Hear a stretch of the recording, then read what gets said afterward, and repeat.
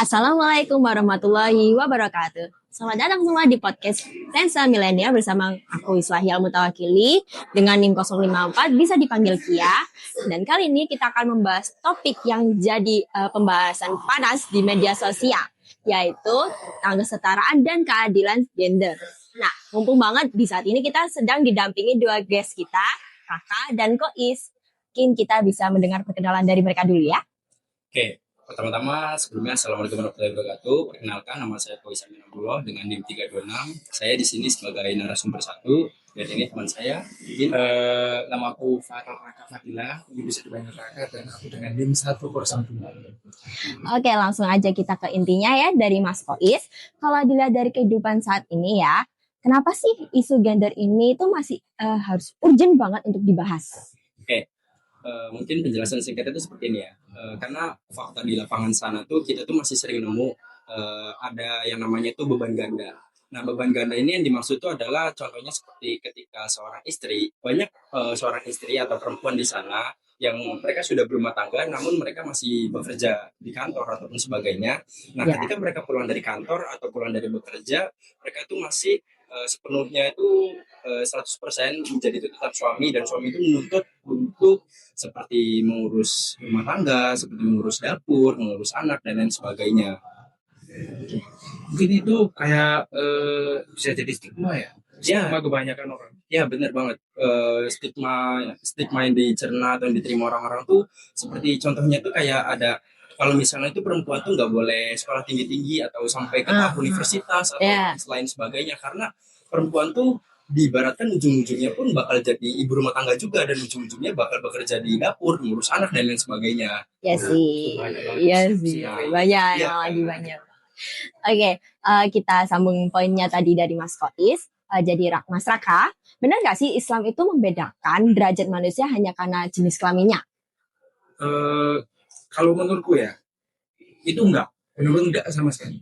Soalnya kayak di mata Allah itu yang penting itu kemuliaan. Ini tuh dibahas juga di surat Al-Hujurat ayat 13. Oke. Aku bacain dikit ya. Nah, jadi Bismillahirrahmanirrahim. Ya ayuhan nasu inna khalaqnakum min zakarin wa unsa wa ja'alnakum syu'uban wa qabaila lita'arafu. Inna akramakum indallahi atqakum. Innallaha alimul khabir. Di sini artinya itu bahwa wahai manusia, sungguh kami telah menciptakan kamu dari seorang laki-laki dan seorang perempuan. Kemudian kami jadikan kamu berbangsa-bangsa dan bersuku-suku agar kamu bisa saling mengenal.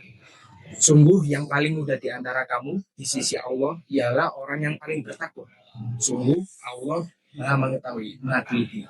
Nah, Insyaallah. Itu juga aku juga tadi dapat bahwa ayat ini tuh dibuka dengan kami telah menciptakan kamu dari seorang laki-laki dan seorang perempuan.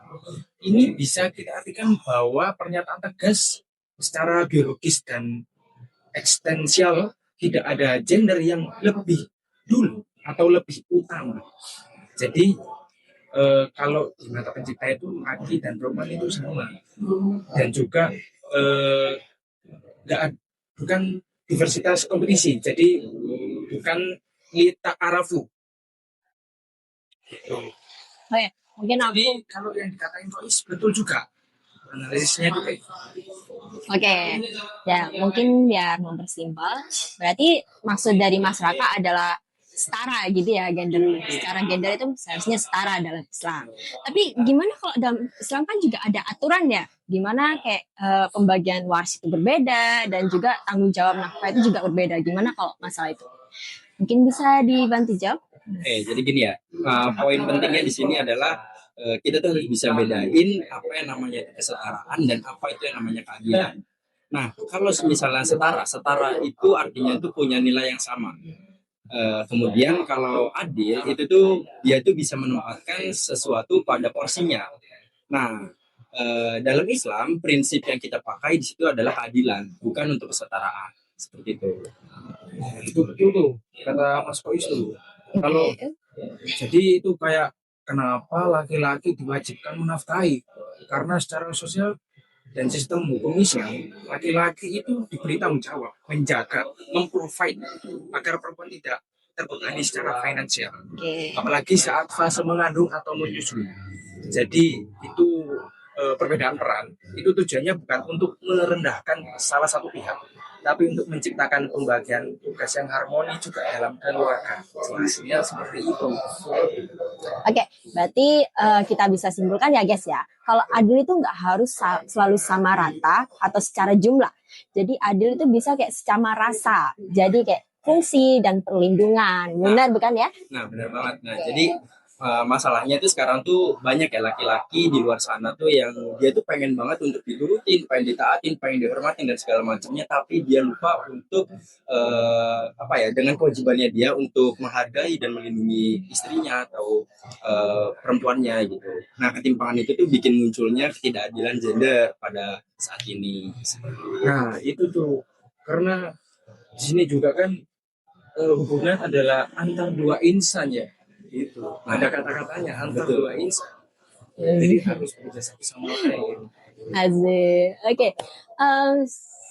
Ini nggak kasih sih, kita udah ada 10 menitan ngobrol masalah isu ini ya. Maju. Seru ya bahasanya ya kali ini ya. Oke, jadi kita bisa ambil poin penting dari sini ya guys. Islam itu tidak menjunjung tinggi kemanusiaan tanpa memandang gender. Ya, Ya. Terus yang membedakan itu sebenarnya cuma pembagian tugas atau fungsinya aja. Tapi nilainya itu di sisi Tuhan itu sama rata tanpa menyimpangkan satu sisi manapun itu. Nah, jadi untuk kesimpulannya atau akhirnya tuh saya sangat berharap untuk bagi para penonton yang mendengar ataupun menonton video ini, tolong untuk lebih bijak lagi, lebih memilah dan memilih lagi tentang stigma-stigma yang ada di luar sana. Perempuan tuh punya hak juga, punya hak berdaya, dan laki-laki itu juga bisa untuk menjadi partner suportif. Jadi pada intinya laki-laki dan perempuan juga harus saling melengkapi satu sama lain dan saling mensupport satu sama lain seperti itu. Oke, makasih Mas ingat Faiz. ya semuanya ya. Kalau kita itu beragama itu juga harus berilmu juga ya.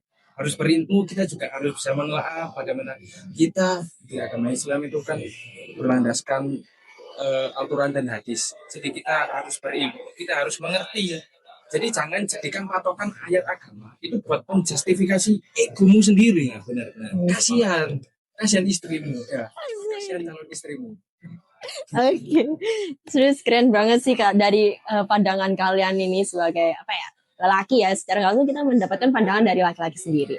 Keren banget, tapi makasih banget untuk Mas Raka dan Mas Koi soalnya udah mau diajak diskusi masalah ini. Buat pendengar, semoga kalian bisa mendapatkan atau melihat sisi positifnya dan bisa memahami dan membuka wawasan baru. Oke, sekian dari kami, aku Kia dan Saya Kois. Dan saya juga Raka. ya, kami izin pamit undur diri. Wassalamualaikum warahmatullahi wabarakatuh.